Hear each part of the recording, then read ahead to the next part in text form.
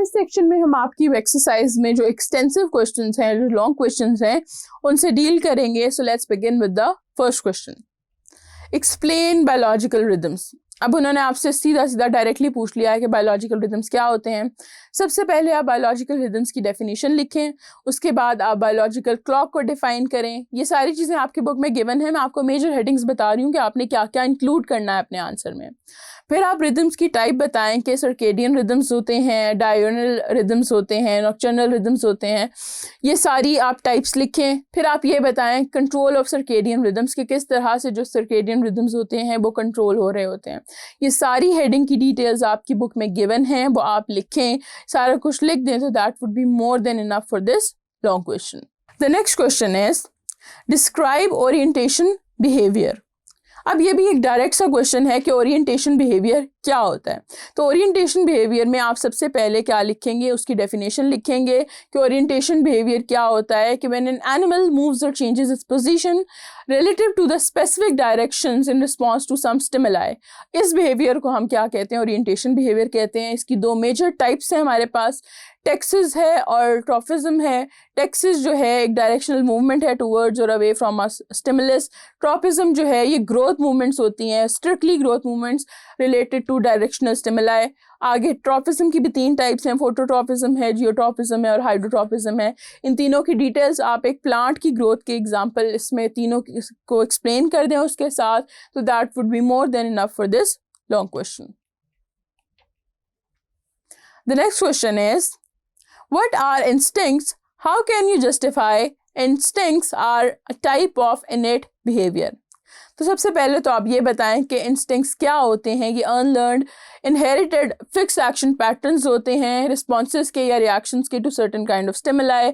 अब हम ये जो टर्म ही है instinct, it refers to the word innate और इनबॉर्न बिहेवियर, और ये जेनेटिकली प्रोग्राम्ड होते हैं और हम इनको ऑल्सो फिक्स्ड एक्शन पैटर्न्स भी कह रहे होते हैं.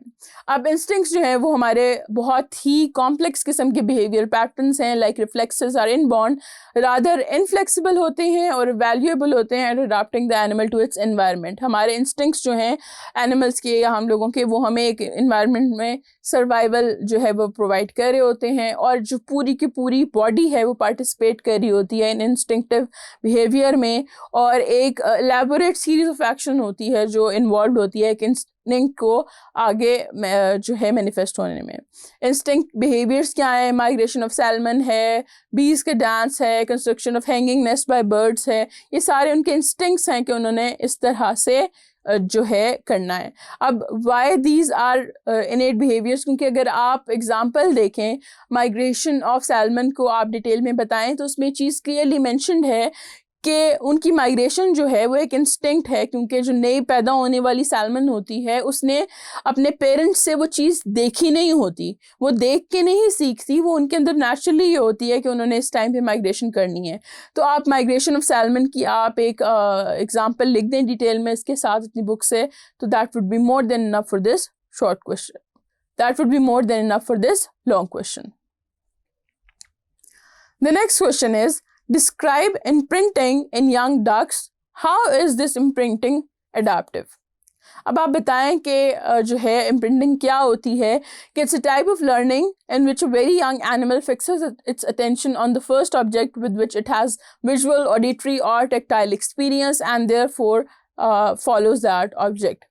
अब ये जो इम्प्रिंटिंग है ये बर्ड्स में, स्पेशली चिकन्स, डक्स में और गीज़ में बहुत जो है ये स्टडी की गई है. और ये बताना कि इम्प्रिंटिव जो है और ये बताना कि इम्प्रिंटिंग जो है वो अडाप्टिव है, उसमें एक एग्जांपल आप लिखें इम्प्रिंटिंग इन यंग गीज़, जो कि एक्सपेरिमेंट परफॉर्म किया गया था बाय साइकोलॉजिस्ट. और उसने उन गीज़ को जैसे ही वो हैच हुए वो उनके साथ सबसे पहले उसी ने इंटरेक्ट किया, तो they started following him rather than any other adult geese जो कि उन्होंने बाद में भी देखे. and they couldn't identify कि ये जो person है that person is different from us. तो इसलिए इससे ये जाहिर हो गया कि imprinting जो है ये एक innate है behavior है और ये adaptive है, इसलिए कि जो पहली चीज़ वो देखेंगे वो उससे इंटरेक्ट करेंगे, उसको वो फॉलो करना शुरू करेंगे, उस पर इम्प्रिंट करेंगे. उस चीज़ का उनके जैसा होना ज़रूरी नहीं है, वो एक इंसान को भी कर सकते हैं, वो किसी और एनिमल को भी कर सकते हैं। The next question is, describe classical conditioning by narrating the work of Pavlov on salivary reflex in dog. तो आपने सबसे पहले क्लासिकल कंडीशनिंग बतानी है कि किसी दो स्टिमुलाई के लिए हम एक तरह का रिस्पांस जनरेट करते हैं, जब उसके बाद हम पहले स्टिमुलस को रिमूव भी कर दें तो दूसरे स्टिमुलस के अगेंस्ट भी वो एनिमल जो है वो सेम रिस्पांस जो है वो प्रोड्यूस करता है।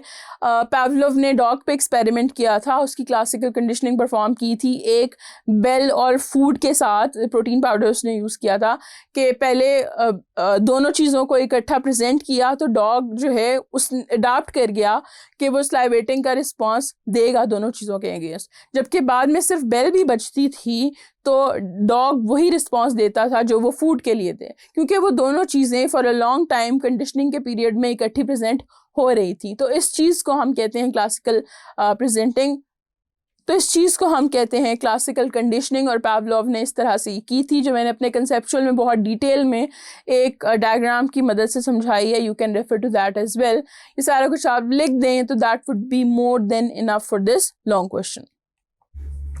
The next question is, describe trial and error learning by narrating the work of Skinner on rats learning. तो आप सबसे पहले बताएं कि ट्रायल और एरर लर्निंग क्या होती है, कि animal learns a response to a particular stimulus after many unsuccessful tries। उसको हम ट्रायल एंड एरर कह रहे होते हैं, इसको हम ऑपरेंट कंडीशनिंग भी कहते हैं। और ट्रायल एंड एरर लर्निंग जो होती है occurs through experience.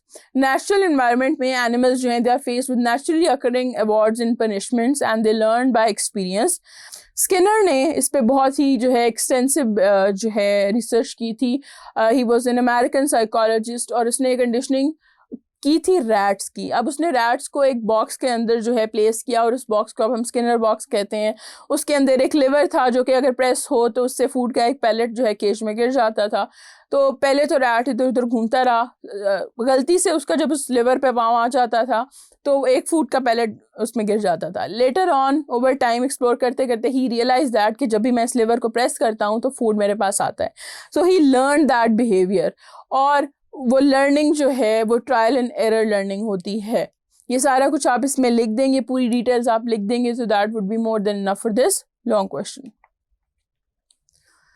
The next question is, interpret Kohler's work on chimpanzees insight learning. अब आपने बताना है कि कोलर ने क्या किया, उसने इनसाइट लर्निंग को एक्सप्लेन किया with the help of performing a lot of experiments on chimpanzee in 1920। और उसने बताया कि एनिमल्स जो हैं ये परसीव करते हैं रिलेशनशिप्स को, मैनिपुलेट करते हैं कॉन्सेप्ट्स को अपने माइंड में to solve a particular problem. फिर उन्होंने बताया कि चिंपैंजी जो था उसको एक केज में रखा गया, उसके साथ बहुत सारे बॉक्सेस थे और उसका जो फूड था यानी केले थे वो उसके हाइट से बहुत ऊंचे लटक रहे थे। व्हाट ही डिड वाज कि उसने उस प्रॉब्लम को सॉल्व किया। किस तरह के, उसने एम्प्टी बॉक्सेस को एक दूसरे पे स्टैक किया और उस पर चढ़ के वो अपने खाने तक पहुंच गया, अपने फूड तक पहुंच गया। और इसमें उस चिंपैंजी के पास कोई पास्ट एक्सपीरियंस नहीं था। तो ये सारा कुछ अगर आप लिख दें तो that would be more than enough for this long question. The next question is, give an account of territorial behaviour.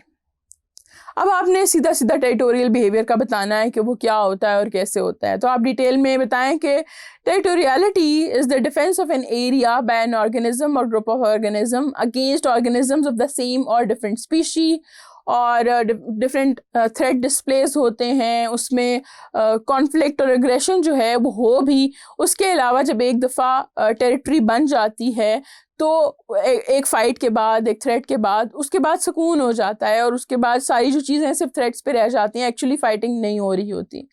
Territorial behaviour जो है वो एनिमल्स में, वर्म्स में, arthropod, fish, birds and mammals, हर जगह पे ये बिहेवियर देखा गया हुआ है। और उसमें अब आप एक एग्जांपल लिखें territorial behaviour in mountain gorillas की। उसमें बताएं कि एक ट्रूप होता है, उसमें एडल्ट मेल जो है, जो स्ट्रॉन्गेस्ट होता है, डोमिनेंट होता है, वो सिल्वर बैक होता है और किस तरह से उसके पास एक्सक्लूसिव ब्रीडिंग राइट्स होते हैं। जो एडोलेसेंट मेल गोरिल्लास होते हैं they leave the troop once they are sexually mature और जाके सिल्वर बैक के तौर पे एक नया ट्रूप बना लेते हैं। और जबकि जो फीमेल हैं वो भी 8 साल की उम्र के बाद जो है उस ट्रूप को छोड़ के किसी दूसरी ट्रूप में चली जाती हैं। तो इसके अलावा जो है वो इंटिमिडेटिंग बिहेवियर्स भी शो करते हैं। टेरिटोरियल बिहेवियर ये है कि वो अपनी दोनों टांगों पे खड़े होकर अपनी चेस्ट को पाउंड करते हैं, अपने मुक्के मारते हैं अपनी चेस्ट पे। तो that is a behavior to intimidate surrounding threats, और जब वो थ्रेट रिजॉल्व हो जाते हैं तो things goes back to normal. ये सारी चीज़ें आप इस डिटेल में लिख दें तो that would be more than enough for this long question. The next question is discuss dominance hierarchy as agonistic behavior. अब आपने बताना है कि dominance hierarchy क्या होती है, कि each animal establishes a rank that determines its access to resources. अब dominant जो individual होता है most, उसके पास most access होती है to resources needed for reproduction, food, shelter, space, mates, everything. उसमें आप एग्जांपल ये लिखें कि चिकन में एक पैकिंग ऑर्डर होता है, पैकिंग ऑर्डर ऑफ चिकन, उसमें वो एक दूसरे पे पैक करते हैं, और एक जो अल्फ़ा होता है, अल्फ़ा सब पे डोमिनेंट होता है, वो जब डोमिनेट कर लेता है सबके, उसके बाद अल्फ़ा से कोई छेड़छाड़ नहीं करता, उसको कोई चैलेंज नहीं करता, उसके बाद सारे के सारे अल्फ़ा के अंडर होते हैं। फिर एक ऑर्डर बनता है, अल्फ़ा के बाद बीटा होता है, बीटा जो है वो अल्फ़ा के अंडर होता है, लेकिन बीटा से नीचे जितनी हेंस होती हैं वो उसके अंडर होती हैं। जैसे जैसे हायरार्की में नीचे जाते जाते हैं, एक्सेस टू रिसोर्सेज कम होते जाते हैं, सबसे ज़्यादा एक्सेस जो होती है रिसोर्सेज की वो अल्फ़ा के पास होती है, फिर बीटा, फिर गैमा, इस तरह ओमेगा तक ये चीज़ जाती है। तो एक पैकिंग ऑर्डर बन जाता है और इसको हम डोमिनेंस हायरार्की कहते हैं, and that is an agonistic behaviour, क्योंकि ये एक डिस्प्यूट को सेटल कर रहा है कि कौन डोमिनेंट होगा और किसको ज़्यादा रिसोर्सेज मिलेंगे। तो ये सब कुछ आप लिख दें तो that would be more than enough for this long question. The next question is illustrate altruism through the organization of a honey bee society. अब आप सबसे पहले बताएं altruism क्या है। एक ऐसा बिहेवियर है जो जिसमें इंडिविजुअल का अपना आप जो है वो बेशक इंडेंजर हो जाए, उसकी अपनी जो रिप्रोडक्टिव राइट्स हैं वो छीन लिए जाएं, लेकिन वो उसके जो बाकी मेंबर्स हैं स्पीशी के लिए, उनके लिए वो फ़ायदेमंद हो तो वो एनिमल वो चीज़ सेक्रीफाइस कर देता है। ऑल्ट्रुइज्म जो है बहुत सारे एनिमल्स में देखी गई है, through out the animal kingdom ऐसा होता है। इसकी एक एग्जांपल है हमारे पास हनी बी कॉलोनी की, जिसमें डिफरेंट कास्ट होती हैं, क्वीन होती है, वर्कर्स होते हैं, ड्रोन्स होते हैं, उनके पास डिफरेंट काम होते हैं।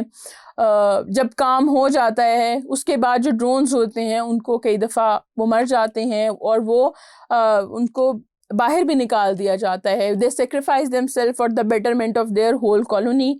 और जो फेरोमोन्स हैं इसमें वो बहुत इंपॉर्टेंट हैं, वो पूरे सारे वर्कर्स बीज को कंट्रोल भी कर रहे होते हैं, उनको स्टेराइल भी कर देते हैं। इन हेडिंग्स में काफ़ी सारी डिटेल्स हैं जो आप अपनी बुक से देख के लिख सकते हैं। ये सारा कुछ अगर आप इनके अंदर लिख दें तो that would be more than enough for this long question. तो यहाँ तक मैंने आपको आपकी बुक की एक्सरसाइज के ईच एंड एवरी MCQ, उसकी जस्टिफिकेशन, आपके शॉर्ट क्वेश्चंस और लॉन्ग क्वेश्चंस की डिटेल्स भी बता दी हैं। I hope you understand everything now. I am your biology instructor Zainul Arfeen from tutorial.pk।